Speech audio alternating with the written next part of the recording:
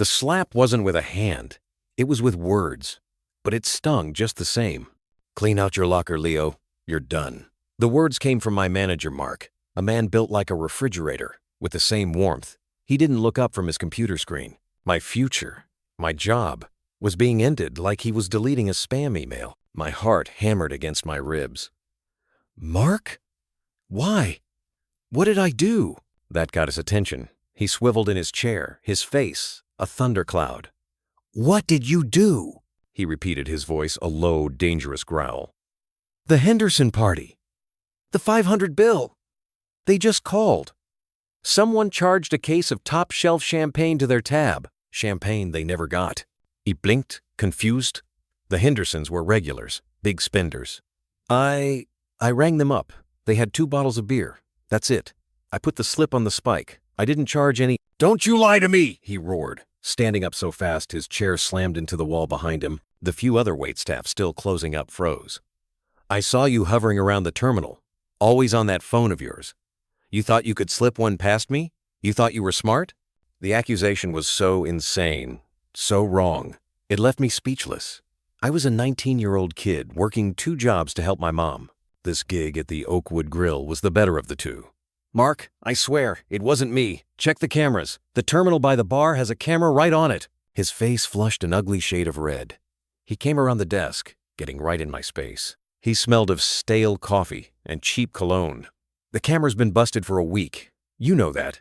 You think I'm an idiot? This is your fault. Your carelessness. Your stupidity. You're a worthless punk who doesn't know how good he had it here." The words were physical blows. I felt my face grow hot with a mix of shame and anger. I knew, with a sickening certainty, what had happened. Mark had a habit of comping drinks for his friends.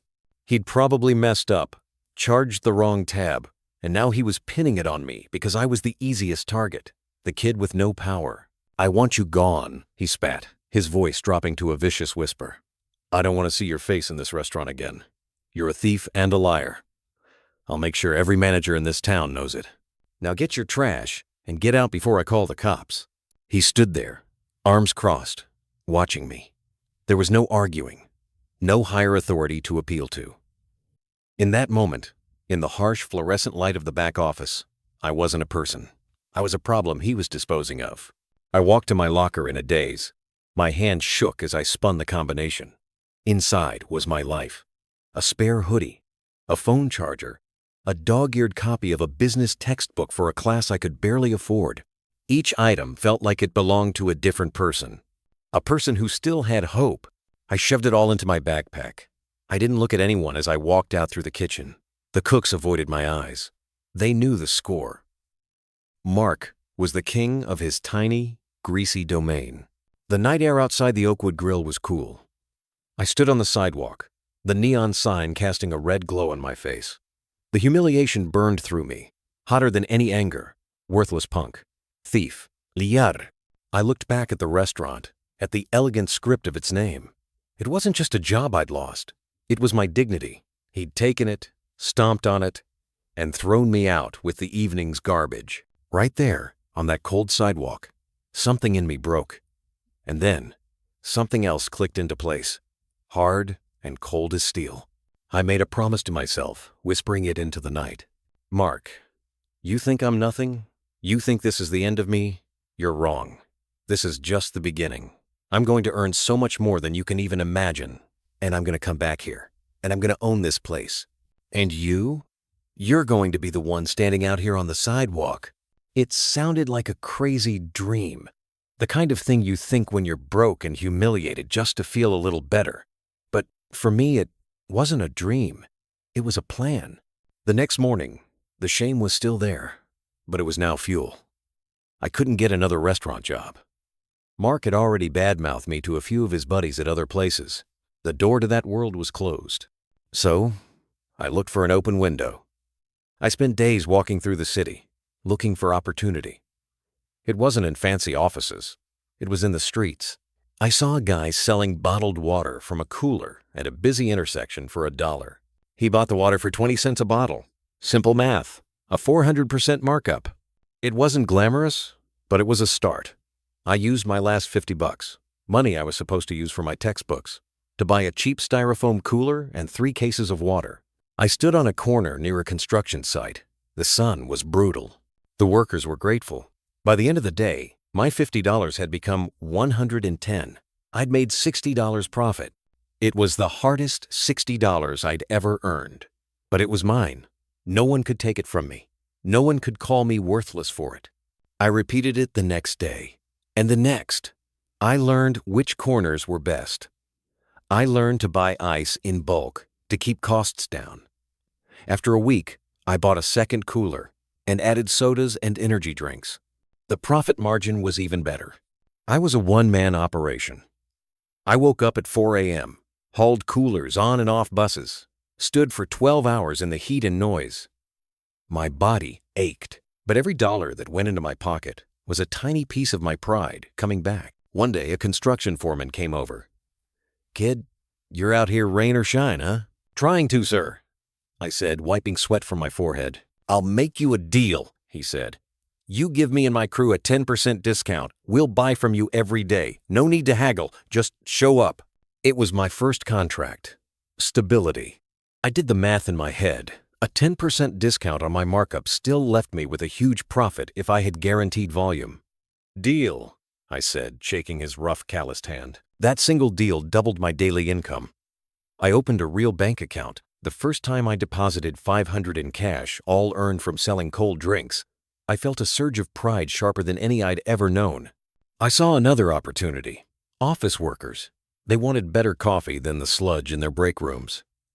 I bought a large, high-quality thermos and a pour-over coffee setup.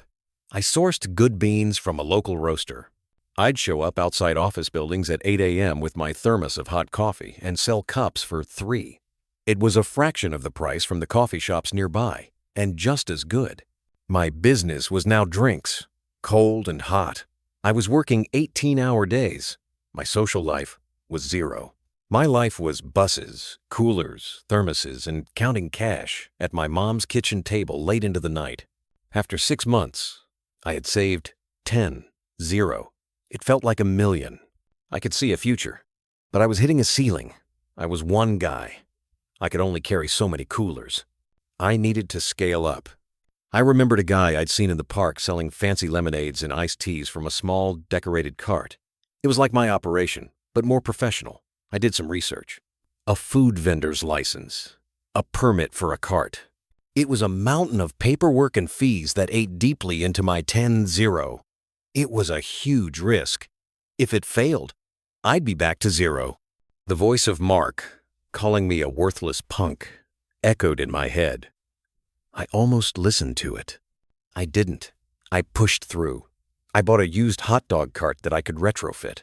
I designed a simple menu. Specialty lemonades, iced teas, cold brew coffee, and my best-selling sodas and waters. I called it Leo's Refreshments. The first day with the cart was a revelation. I was no longer a guy with a cooler. I was a vendor. People took me more seriously. I could carry more inventory. I could park in high-foot traffic areas legally. Business boomed. Within a year, Leo's Refreshments was a common sight at parks, farmers markets, and outside concert venues. I hired my first employee, a hard-working college kid named Jake who needed a flexible job. I taught him everything I knew. Then I hired another. I wasn't just selling drinks anymore. I was managing people.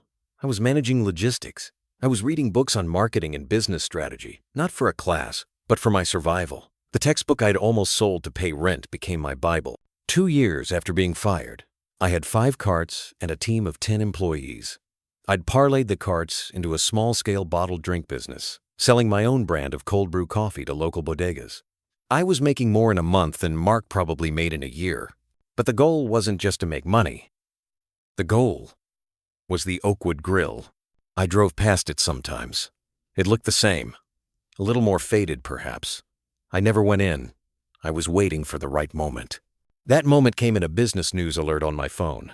Local restaurant group files for Chapter 11 bankruptcy. The group owned 3 properties, including the Oakwood Grill. It was failing. My heart started to race. This was it. It wasn't simple. It took months of negotiations with banks and lawyers. My success with Leo's Refreshments gave me credibility. I formed an LLC. I wasn't buying it as Leo, the fired busboy. I was buying it as Leo Morrison, a successful local business owner. The day the papers were signed, I sat in my car outside the restaurant for a long time. The neon sign was off. It looked small now. The castle of a petty king who had lost his war. The renovation took 3 months. I poured more money into it, modernizing the kitchen, refreshing the decor, but keeping its classic soul. I hired a new talented chef and a completely new staff. I kept the name, the Oakwood Grill. It had history. My history. Opening night was invite only for press and local business owners. It was a glittering success. The food was fantastic. The atmosphere was buzzing. I moved through the crowd in a tailored suit, shaking hands, smiling. I was the owner, the host. But one piece of business remained unfinished. The next morning, I arrived at the restaurant at 10 a.m. I told the new manager to have the entire staff gather in the dining room for a meeting. I stood near the fireplace, waiting. The staff filed in, chatting curiously. The cooks, the new waitstaff, the hostesses. They all looked young, eager, hopeful, just like I had been. The last person to enter was Mark. He looked older, heavier. His face had a permanent sour expression, deepened by the confusion of this sudden meeting. He didn't recognize me at first. Why would he? I was no longer a skinny kid in a cheap uniform. I was a man in a suit, the owner. Then his eyes met mine. The confusion melted away, replaced by slow-dawning disbelief, then shock, and finally, a pale, sickly fear. He understood. The room fell silent. All eyes were on me. "Good morning," I said, my voice calm and clear. It carried easily in the quiet room. "Thank you for your hard work last night. It was a fantastic opening." I paused, letting my gaze sweep over them before landing, and staying on Mark. "As you know, I'm the new owner. I believe in this place. I believe in its potential, and I believe in second chances." I smiled a thin, cold smile.